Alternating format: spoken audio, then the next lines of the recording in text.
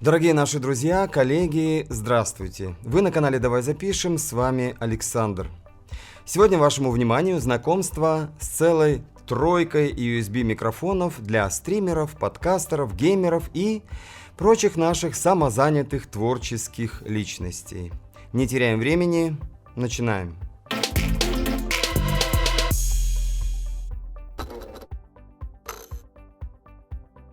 Значит так. Вся эта троица принадлежит одному и тому же родителю, имя которого Behringer. И именно этот момент сейчас должен внести максимальную интригу в наш обзор. Почему? Да потому что это имя само по себе всегда сопровождается какими-то неожиданностями, и уж тем более, когда продукты от этого бренда имеют не очень скромную цену. Смотрите, микрофоны BV4038 и BV Bomb имеют стоимость на сегодня 10 300. Каждый, разумеется, не пара. А их еще более экстравагантный собрат BV635 13 800 рублей. Есть о чем подумать, есть о чем поговорить. Возможно, тут решающую роль в ценообразовании сыграл необычный внешний вид, или, как производитель пишет в описании всех троих, винтажный. Но в первую очередь нам бы хотелось добиться от микрофона именно того, что должен делать микрофон. А уж потом, наверное, и вся эта дополнительная красота, мишура и прилагающиеся понты. Так что хорошо бы услышать, на что они способны, а уж потом и понимать, годится, не годится, дорого, недорого, ну и стало ли это какой-то неожиданностью, о которой я говорил в начале. Или, увы и ах. Что ж, будем разбираться.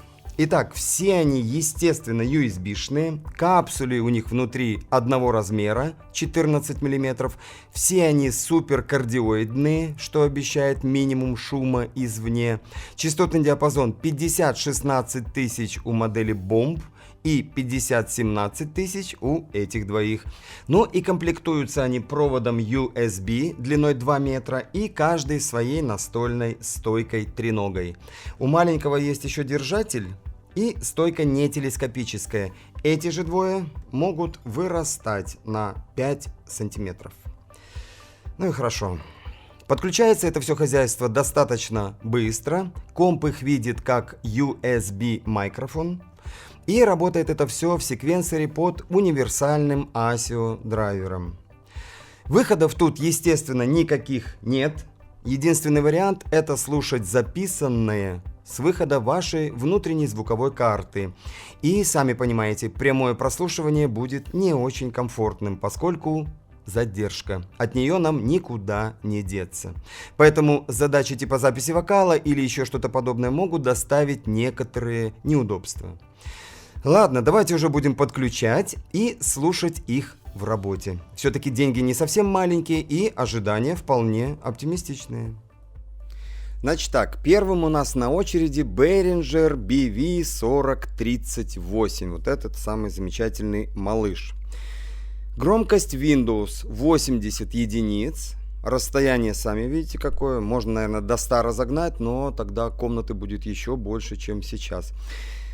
Наблюдаю за графиком и вижу, что не все благополучно у него с каким-то внутренним шумом. Давайте я помолчу и послушаем.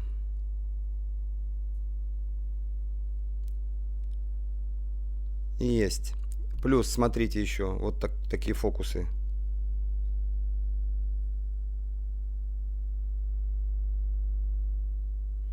Как это объяснить, непонятно. Самое интересное, если я его заземлю, как бы, шума вроде бы становится, гула становится меньше, но так ведь работать мы с вами не будем, держа его в руках. Да, и поближе, если, конечно, поближе с ним работать, то звук становится поинтереснее, но он настолько становится чувствительным к взрывным согласным, что возможно работать только с поп-фильтром, с поп-фильтриком, поскольку он маленький. Но возникает вопрос, а куда его прицепить? Как-то отдельную стойку с поп-фильтром? Ну, не знаю, друзья мои. Так что вот такие вот у нас дела. 10 300 рублей. А вот и очередное чудо BV Bomb за те же 10 300 рублей. Сразу давайте будем слушать его в полной тишине.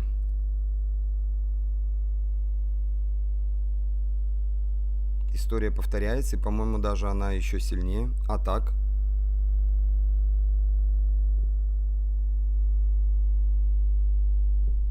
А вот так.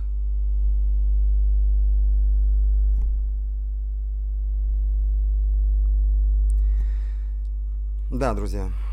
Громкость Windows та же стоит 80, и, в общем-то, та же самая история. Если в него как-то вот так вот поближе говорить, то он становится, ну, по звуку интереснее, безусловно. Но, опять же, Б и П я вот максимально пытаюсь не произносить, потому что реакция просто сумасшедшая. Опять же, ну, та же самая история. Нужен какой-то поп-фильтр маленький, но как его сюда цеплять, непонятно. Вот такая вот у нас бомба. Ну и, наконец, самый прикольный, самый красивый, самый интересный, самый дорогой 13800, самый экстравагантный, но вместе с этим самый нешумный, как оказалось, микрофон BV635. Давайте послушаем в тишине. А так...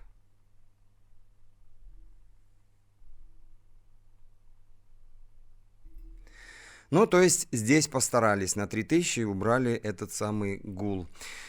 Друзья, тоже усиление, 80 единиц, понятно, можно до 100 разгонять, можно его подальше поставить, чтобы было немножечко посильнее на выходе.